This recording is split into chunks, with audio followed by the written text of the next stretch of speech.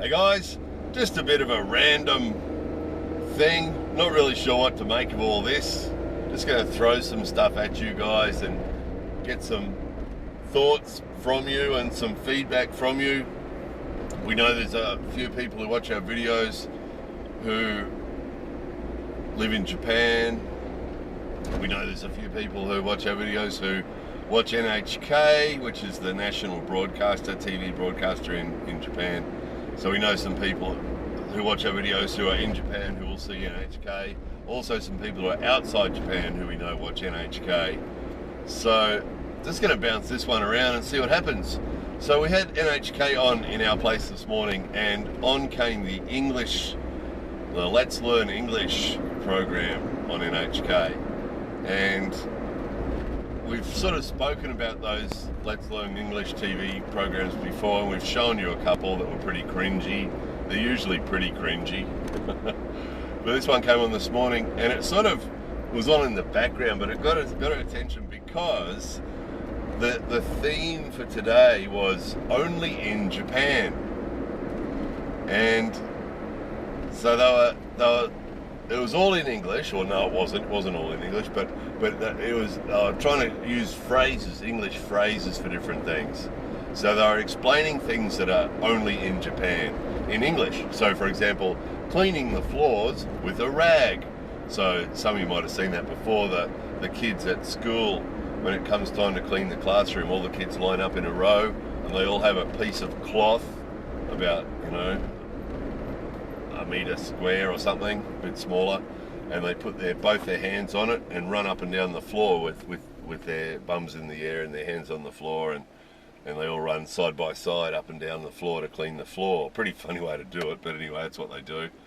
Only in Japan, cleaning floors with a cloth. Only in Japan, swimming pools at school.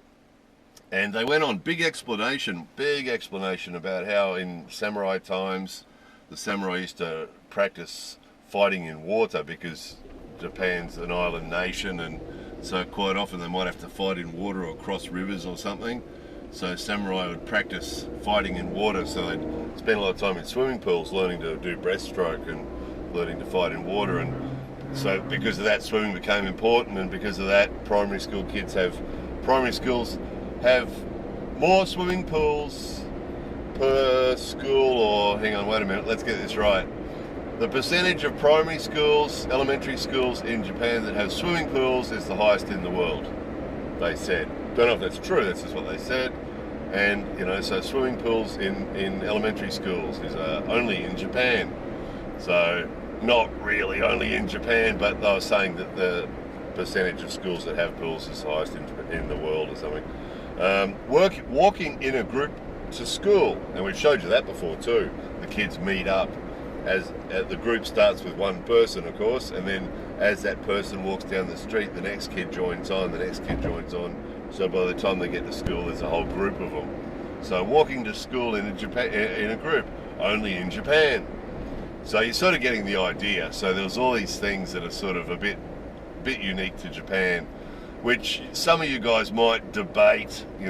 Some of them, it was like the pool thing was a bit of a stretch, and the walking in a group thing's a bit of a stretch. I mean, the way they do it is probably a bit uniquely Japanese, but we never say on any of our videos that anything is only in Japan. We've never said that on any of our videos because you just don't know.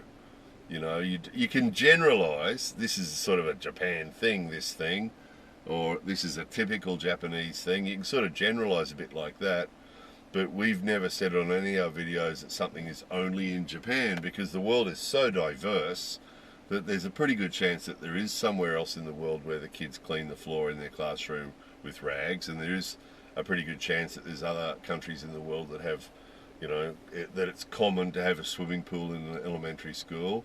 And walking in a group to school, I mean, there's probably a lot of countries where they do that, particularly these days where people are more concerned with kids' safety, and walking together in a group would be considered a safer thing to do. So it was really sort of interesting. We've seen this sort of thing before. I mean, the other one that's famous that we've talked about before too was Cool Japan, and we've talked about that a few times. That there's a whole thing. The government started that thing, cool Japan, what's cool about Japan, and stopping foreigners in the street and asking the foreigners, what do you think's cool about Japan? And that's still going on, that show. That's still on TV. They get big groups of foreigners in there to talk about how cool Japan is. And it's sort of, some people have described it as nationalistic, you know, that NHK is really nationalistic. It pushes this nationalist sort of line, thinking about Japan. So that might be you know, some people might see it as nationalistic. It's also interesting that in the lessons about English, where it's let's learn English, that there's this focus on how different Japanese people are to the rest of the world. You know, that while we're learning a language, which, you know, a lot of people consider language to be a communication device, but let's remind ourselves how different we are from the rest of the world. And some people might say, let's remind ourselves how better we are, because it did have that sort of an angle to it, that you know, these things that we do here are better. And that's definitely the cool Japan angle, isn't it? They're talking about how cool Japan is and asking people, tell us, what do you think's cool about Japan? And there's a little bit, some people might have listened to this thing we watched this morning and thought that the angle that they were pushing was that Japan's better, Japan's better than other countries. But even if you didn't think that, they were definitely pushing a line that Japan's different, because they're going on about all this only in Japan stuff, and there's lots of it. There's all these different things that they found that were only in Japan, they said, which we don't really think so. So it's sort of interesting, because at the same time as promoting English or supposedly teaching English to people, not very effectively either, by the way. I mean, we've showed you that before. Those television programs for learning English are pretty bad. There's a lot of speaking Japanese that goes on, and the English that's taught's usually fairly sort of pointless, and not taught in a way that's going to be remembered by anybody or is going to teach them much at all, really. It's more of, I don't know what it is, entertainment. More like entertainment than it is a real English lesson.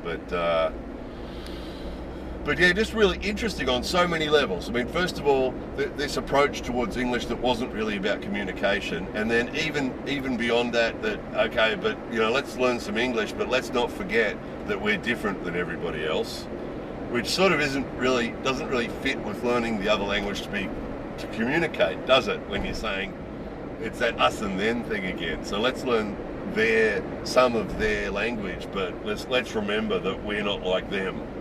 You know, or even let's remember that we're better than them. I mean, there was a little bit of that.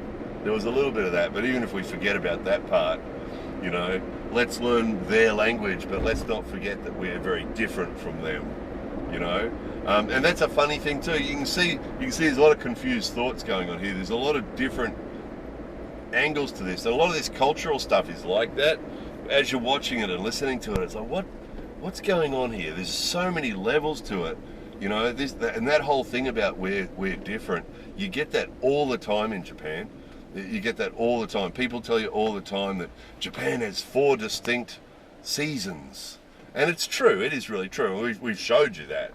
We've showed you what winter's like. I mean, winter's extremely cold, and you know, there's the snow, and there's the ice, and there's all the winter stuff that goes on, and then summer's pretty hot. You know, we get up to 40 degrees Celsius and it's pretty hot, you know, and extreme.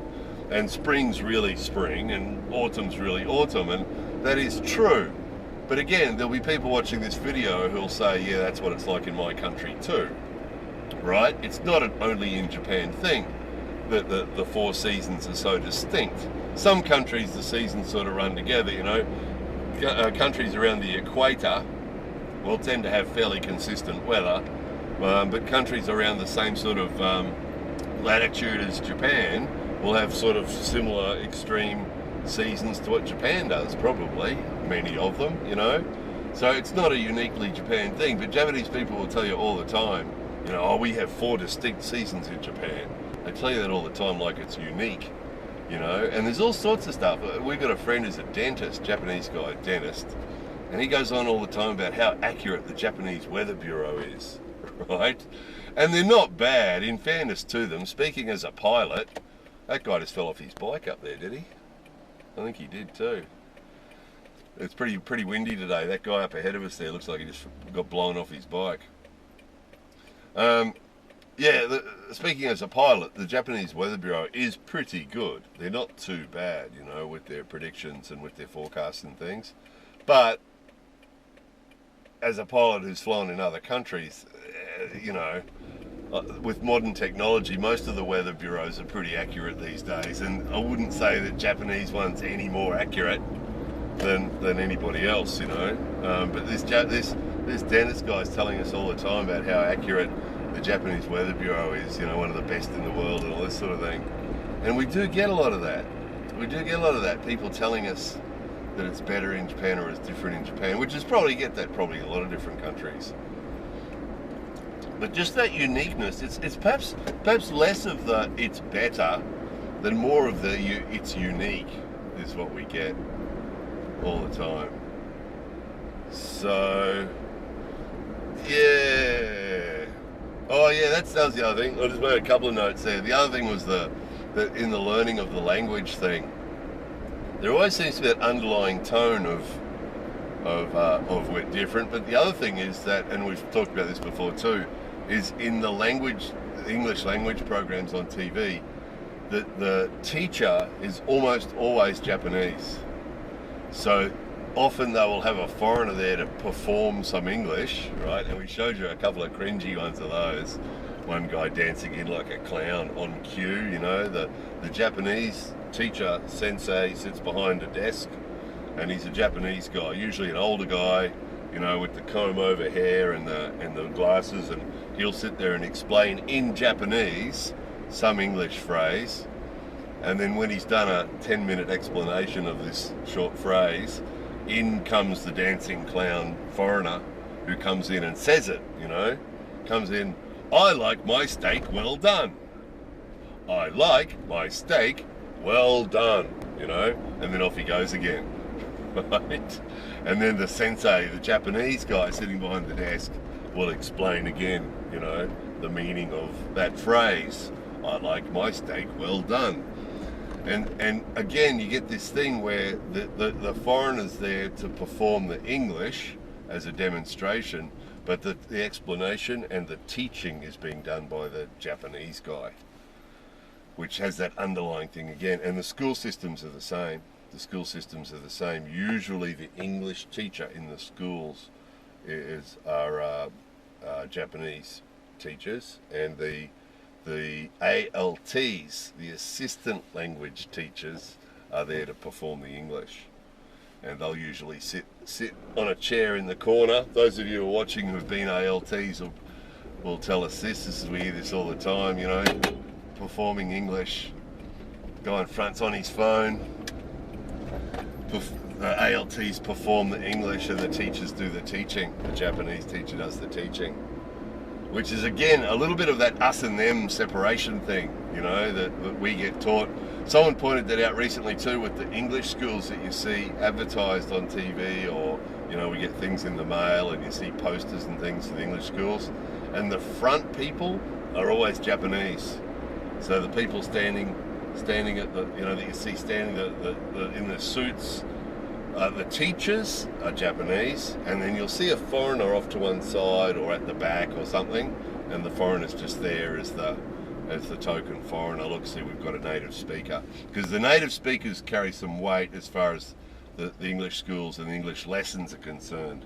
Having a foreigner there at the English school or there on the TV program carries some weight as far as credibility.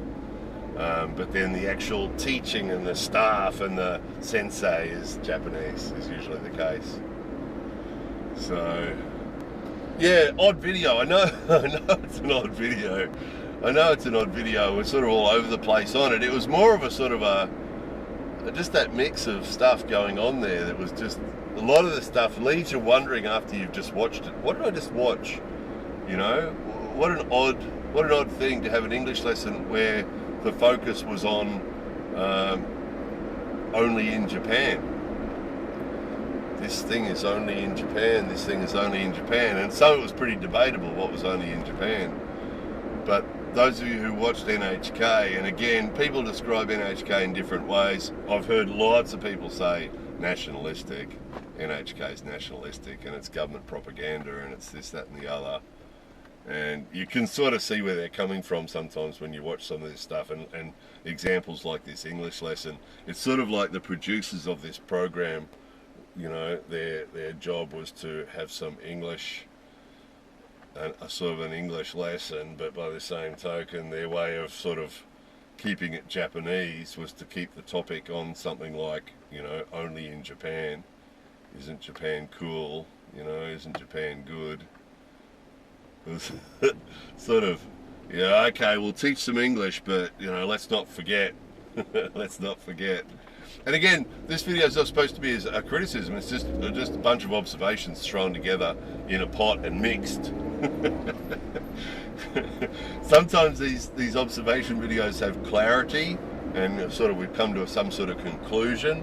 Other times it's just a mix of observations with no particular rhyme or reason to it. But what kept coming to mind in deciding to make this video was the other people that we know watch our videos who also watch NHK and often say, hey, did you see that thing on NHK? Did you see that thing on NHK? There's a couple of people on Patreon who often say, did you see that thing on NHK? And a couple of those guys are the guys that talk about them being national. Did you see that nationalist thing on NHK? And this thing this morning got me thinking about that. Like, yeah, you can see why those guys go on about the nationalism. You can sort of see their point of view when you see some of these things. So what was the point of that? And to the point where the English really wasn't useful English, because how many times are people going to have conversations about cleaning the floor with a rag? You know, there wasn't really any sort of grammar lesson or practical lesson to the thing. It was just basically this thing about how different Japan is, but they just did the narration in English instead of in Japanese. It was basically all it was. Yeah, that was one of the things that seemed odd about it.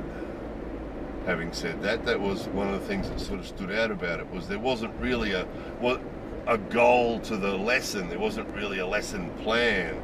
It was basically just this story about what's different about Japan, why Japan's different from the rest of the world, but the narration was done in English instead of Japanese. That's basically what it was. And then they called it a Let's Learn English program. So, yeah, that's sort of one of the things about it that stood out. Anyway, that was all random, wasn't it? So this is more about the comments. Hopefully we've still got comments underneath this video. If not, if there aren't, because we're assuming that at some stage they're going to disappear again, Facebook, Japan Channel Facebook page, and Patreon are where our conversations take place. So anybody who wants to get involved, please, you're welcome. Anyway, there it was. More videos coming soon.